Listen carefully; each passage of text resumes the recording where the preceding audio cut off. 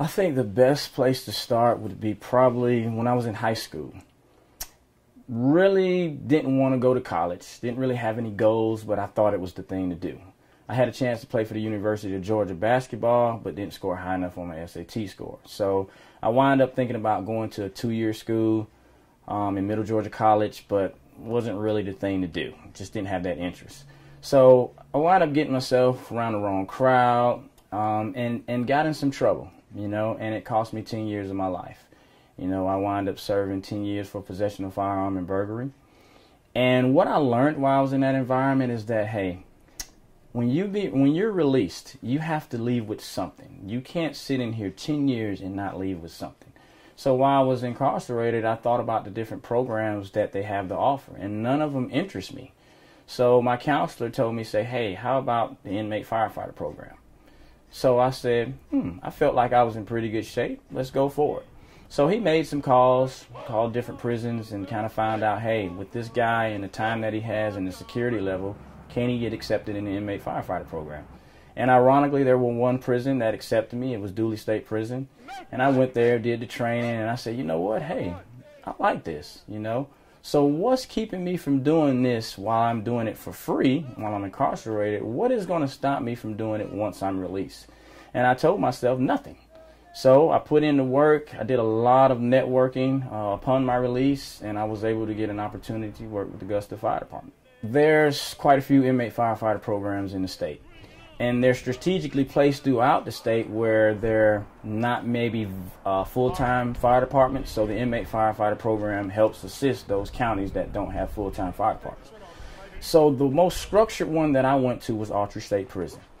And the training that I got from there, the main thing that it did, it let me know that the same thing that we're doing on the inside while being incarcerated is the same exact thing that the guys are doing out in society. That environment prepared me for what I actually didn't even know that I was going to be able to do. I wanted to do it, but didn't know that I was going to get the opportunity once I was released. So the inmate firefighter program did a lot for me. It just prepped me before to be a firefighter here in society.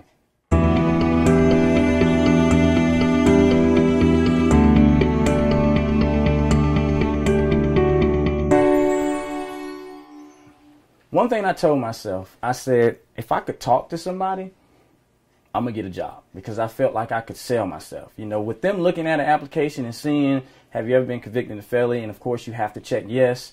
And they seeing a name. They're not really putting the name, a person with that. It's just a piece of paper. So I said, you know what? I got to get to that person who's responsible for hiring or would give me a chance. So I was working at McDonald's while I was in the transitional center. And I used to always talk to different firefighters. I never told them my story. I just used to always ask, hey, when are you guys hiring? What's the process? What do I need to do?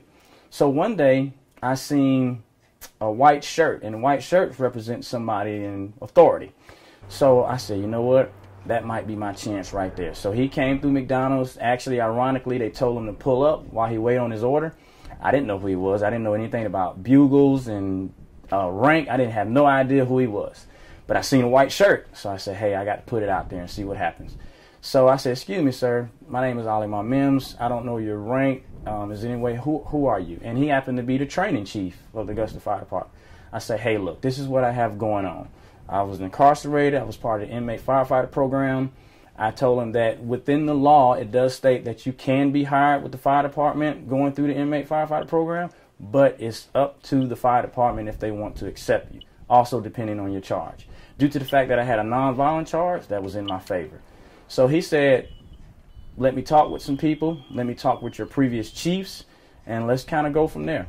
So I got a chance to go speak with him and the chief of the department, and they called the fire chief that I had from Augusta State Prison, had him on speakerphone.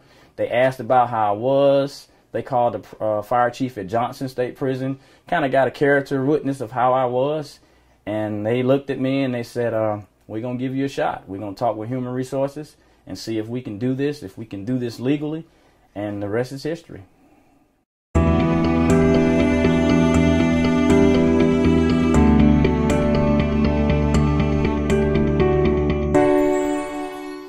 People out here in society are willing to give people a second chance, but you got to sell yourself. And that's what I always told myself. If I can get in touch with somebody, I'm going to sell myself. And what it's done for me, you know, life now, I'm an instructor at the Fire Academy. I go up there maybe 3-4 times a year. I've been out to Texas teaching classes. I'm an instructor at Tennessee Fire Academy. So I've used the inmate firefighter program to advance not only my life, but my career. I have an associate's degree in fire science. Currently, I'm enrolled in the bachelor's program for public safety administration. So I have so much going on because the opportunity is there. You know, you can't allow your being incarcerated to hold you back. And I think a lot of times people do that. So I use that inmate firefighter program not only to progress in life, but to progress in a career.